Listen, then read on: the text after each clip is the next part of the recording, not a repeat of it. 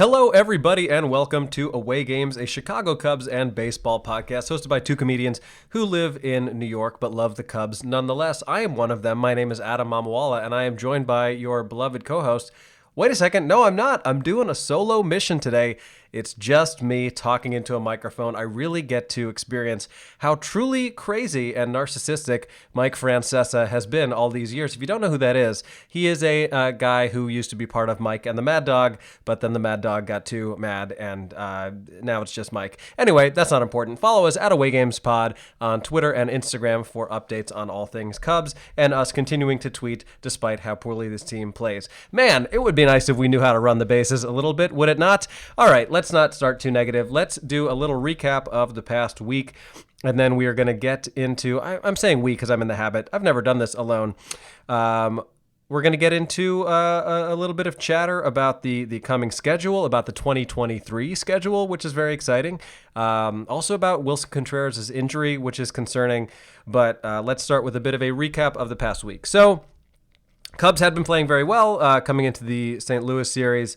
Obviously had won, I believe, 5 series in a row. They end up dropping 3 of the 5, I should say, to St. Louis, but still winning 2 out of 5 against the team in first place. Not that bad. They played hard the entire series. You can't fault them too much on that. Then we went to Milwaukee. Fortunately, no one broke their arm on the slide, although that was an amazing moment. If you missed it, maybe we'll retweet it, but very good stuff.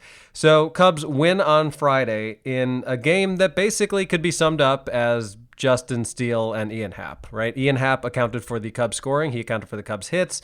He had a 2-run homer early in the game to put the Cubs on top, and then a 2-run homer off of Devin Williams, who, despite being upset that Josh Hader is no longer around, has been pretty damn good. And Ian Happ took him deep in extra innings to give the Cubs a 4-3 victory. Justin Steele continues to shove. We tweeted this from the Away Games account the other day. Possibly the best new dad in the history of baseball. We would have to look up the stats. We don't have any contacts with the Elias Sports Bureau, but if any of you happen to know, you can tweet at us and let us know if there has ever been a stronger dad debut, because since Justin Steele's wife, I should say, or fiance, gave birth to their son, he basically hasn't given up runs. His ERA is like 1. He has been absolutely phenomenal, which is really encouraging. Moving on, the rest of the series at Milwaukee did not go quite as well. The Cubs lost 7-0 on Saturday in a game that looked like it would be much closer. It looked like it was going to be kind of a pitcher's duel towards the end. Then Rowan Wick came in, did not look so good, gave up a 3-run jack to Christian Yelich. And that is kind of concerning. Like you kind of figured that Rowan Wick would get his chance to be the closer, as he did after the Cubs traded away 5 bullpen arms. To this point, he has certainly struggled, at least of late. Perhaps it's just wear and tear. Perhaps, maybe there's something else going on. I don't know enough about mechanics to be able to look at Rowan Wick and say, oh, his arm angle is off. He's doing the way he's planting is wrong. I'm not going to pretend that I know enough about that to have an educated opinion, but I would be curious to know if anyone else is noticing anything with Rowan Wick. Hopefully it's just, the ups and downs of a baseball season, and particularly when you are relied upon more than you had been, and perhaps in different roles than you had been. And I did see some discourse about this on Cubs Twitter that I agreed with, which is to say that not everyone has to be a multi-inning pitcher. Obviously, you want guys who are versatile. You want people who you can plug in multiple roles, but it doesn't always work for people. So I'm kind of curious to see who that works for and who that doesn't work for. Obviously, we're seeing a lot of guys out of the pen used in various ways. And again, we can't sit here and be surprised if the Cubs bullpen struggles, because this bullpen does not even vaguely resemble the bullpen that the Cubs had in the first half, which was, despite not being a very good team, one of the better bullpens in baseball, which allowed the Cubs to flip some people. Still don't understand why the hell they didn't flip Drew Smyly. I'll never understand that, but perhaps the market was not there, given the fact that he had some injuries in the first half. And then, last but not least, in the Milwaukee series, the Sunday game was a laugher, then it wasn't a laugher. The Cubs tried to mount a comeback on a Franmil Reyes absolute fucking bomb to get it within a couple. Contreras was up as the potential tying run. It didn't work out, but the Cubs lost 9-7 in a classic heavy hitting matchup. of two division rivals. And then coming into this series in Toronto, Monday, one of the more frustrating games in recent memory. The Cubs are up 4-0. The lead just gets slowly given away, and not even by the people you would think. It wasn't the Guerreros or Springers of the world who did it, which always kind of hurts a little bit more, I would say. Cubs ultimately get walked off in was it the 9th or the 10th? Either way, I think it was the 10th. Pretty frustrating game. The Cubs had some major toot blondes thrown out on the bases, like a nincompoop is the acronym if you're not familiar with it. That is something the Cubs really need to work on. I saw somebody else on Twitter suggesting that Nico needs to not only be extended, #extend Nico, but also that he needs to teach everyone else on the Cubs how to run the bases, because it is absolutely confounding. We saw a situation in the top of the 10th inning where the Cubs were given a break, basically. Franmil Reyes hit a bloop that should have been caught. It was not caught. Suzuki got to move to third as the ghost runner. And Reyes, who I'm not going to criticize him for hustling, but tried to bust it into second and was thrown out by a pretty wide margin, and that completely shifts the inning. The Blue Jays walked the Cubs off. And that was that. Then last night, Marcus Stroman looked decent. It's interesting. I feel like I don't fully know what to expect with Stroman start in and start out. Hopefully it's just kind of continuing to come back from any earlier injuries, but it would be nice to see a bit more consistency there. But I do like Marcus Stroman. I'm sure all of you saw this. Anyone who's listening to this follows Cubs Twitter enough to have seen this. But Marcus Stroman taking time out before the game on Monday to find a young fan who I guess they're from England, but he's a big Marcus Stroman fan. The mom had tweeted to Stroman that they were going back to England like the next day, and that the son would love to meet them. And he came out, signed an autograph, took a picture with the kid. It was a very, very wholesome, sweet moment as the kid is rocking his Stroman jersey. And then that was a wholesome moment. What was less wholesome? Two people just banging in the bleachers. You don't see that at Wrigley because the bleachers are always too well attended to have sex in them. Also, it would be really uncomfortable on those bleacher seats. But in the 500 level at the Rogers Center or Sentry, as they say up in Toronto, two people just really going for it. They did get kicked out of the game. Apparently, they did not get penalized, but pretty good fun up there in Toronto, where there are no rules and everything is just for fun. That was a Whose Line Is It Anyway reference. All that to say, I am recording this on Wednesday, the last day of August, and the bummer here is that if the Cubs had won 2 of 3 against the Blue Jays, they actually would have had a winning month of August, which would have been awesome. We talked about this a little bit last week. There is something to be said for playing well enough that you don't look embarrassing when potential free agents are considering where to go. I don't know how much of a factor that is, but just as fans, obviously, it's always nice to see this team win. We are coming up now after this game on a weekend set. It'll be the last time we face the Cardinals. That will be at Wrigley. And if nothing else, you got to be grateful that theoretically Pujols won't hit 700 against the Cubs. It is possible. He's like 5 or 6 away. Wouldn't that be a real slap in the face if Pujols hits 6 home runs this weekend and gets to 700, only for Zach Hampel to tackle a child to grab the ball? But probably will not happen. So the Cubs play St. Louis for 3 at Wrigley, on the road, and then they are going to be back home against the Reds and the Giants. And then they come to New York, and I assume Kevin and I will probably go to at least one of those games.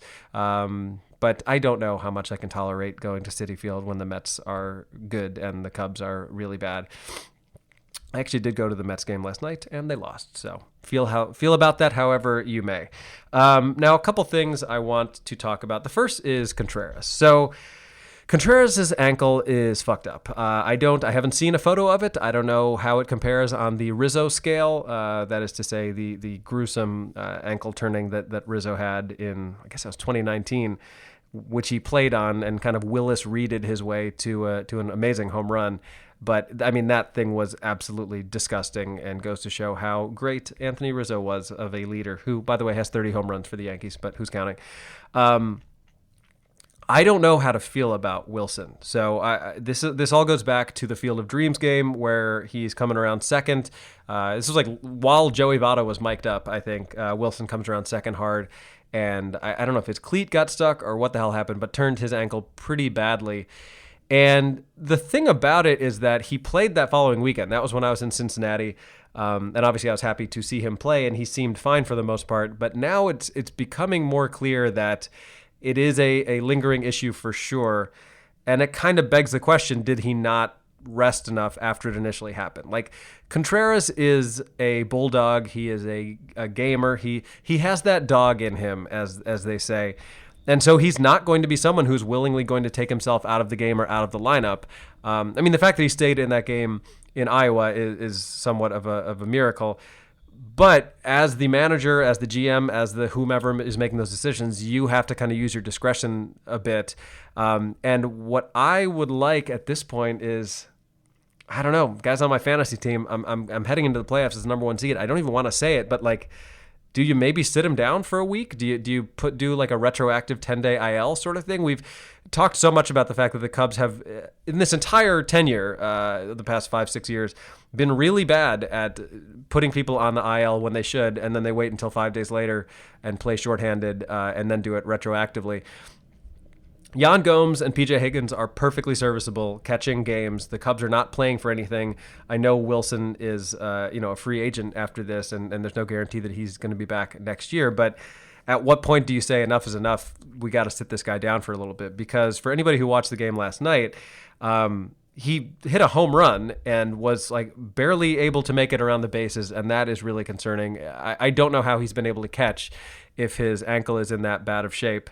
But it's upsetting. And the thing that's been noticeable about it, and understandably some other commentators, I guess, don't know what the situation is. Willson, as everybody listening to this knows, is someone who plays hard and runs very hard all the time. And it's been very clear that he has not been running hard to first base unless he thinks he has a chance of getting there safely. Even balls that like he used to maybe beat out for an infield single, he's not really coming hard out of the box.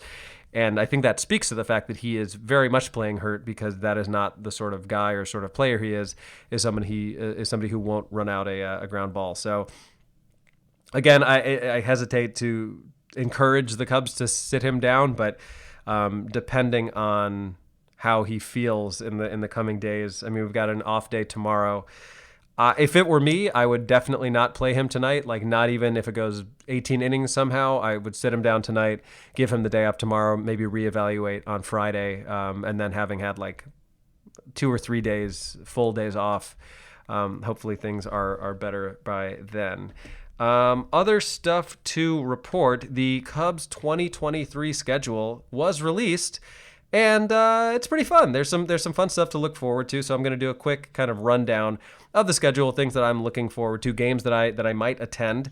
Let's see. I'm not going to do every series, of course. That would be insane. But Cubs start out at home against the Brewers, and then at the Reds. And, Thursday, March 30th, I'm sure it's going to be a lovely 75-degree day in Chicago. Maybe it will. Maybe it'll be that one March day that happens every 5 years that is incredibly nice. Probably it will be miserable, and Rod Blagojevich will be there in the rain cheering on Kosuke Fukudome. Shout out to Kosuke. Hopefully he'll be there cheering on Shohei Ohtani. Wouldn't that be a treat? And what a discourse that's been on Twitter over the past couple weeks.